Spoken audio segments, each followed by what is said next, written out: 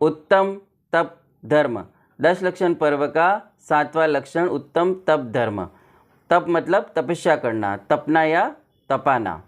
पहले ये समझ लें, जैन धर्म में भगवान को प्रसन्न करने के लिए तपस्या नहीं की जाती है। जैन धर्म में तपस्या क्यों की जाती है? कर्मों को नष्ट करने के लिए। एक उदाहरण से समझते हैं। किसी भी चीज़ में अशुद्धियाँ हों, उनको अलग करने के लिए उसको तपाया जाता है।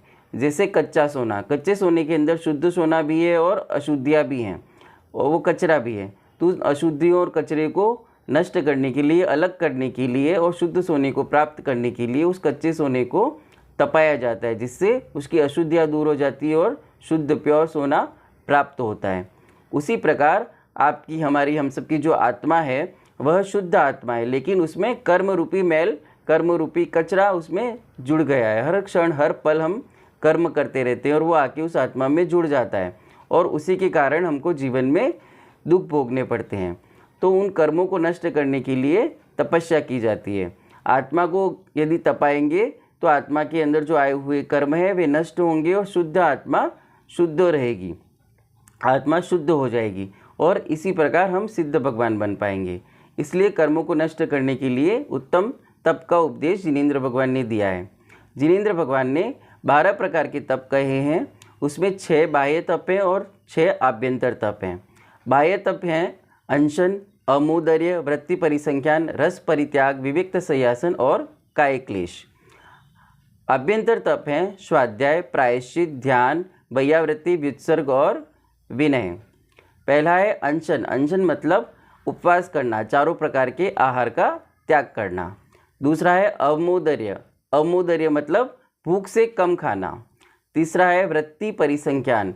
जैसे मुनिराज अभिग्रह लेकर श्रावक के घर भोजन करने जाते हैं, यदि अभिग्रह पूरा नहीं हो तो वे भोजन नहीं करते हैं, वह वृत्ति परिसंख्यान है।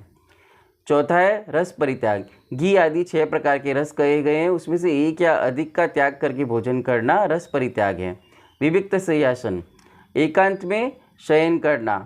पुरुषों के लिए कहा गया है कि स्त्रियों से रहित स्थान पर शयन करें, स्त्रियों के लिए कहा गया है कि पुरुषों से रहित स्थान पर शयन करें। छठा है काय क्लेश। मन और तन विचलित ना हो ऐसी अवस्था में काय को कष्ट देना, यह काय क्लेश नाम का बाह्य तप है। इसी प्रकार 6 आभ्यंतर तप हैं। उसमें पहला है स्वाध्याय। जिनेंद्र भगवान की वाणी का पठन पाठन करना स्वाध्याय है। प्रायश्चित, व्रत में अगर दोष लग गए हो तो उनको दूर करने का उपाय करना प्रायश्चित है। ध्यान, मन को एकाग्र करना ध्यान है।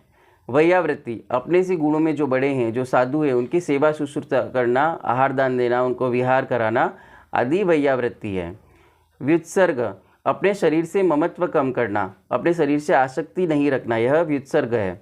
विनय, देवशास्त्र गुरु में श्रद्धान करना, विनय करना विनय नाम का तप है। इस प्रकार जिनेंद्र भगवान ने 12 प्रकार के तप कहे हैं, जिनके कारण यह आत्मा शुद्ध हो सकती है, कर्मों को नष्ट किया जा सकता है और मोक्ष की प्राप्ति हो सकती है। वीडियो पसंद आया हो तो लाइक करें, शेयर करें, कमेंट करें और चैनल को सब्सक्राइब करें। जय जिनागम, जय महावीर।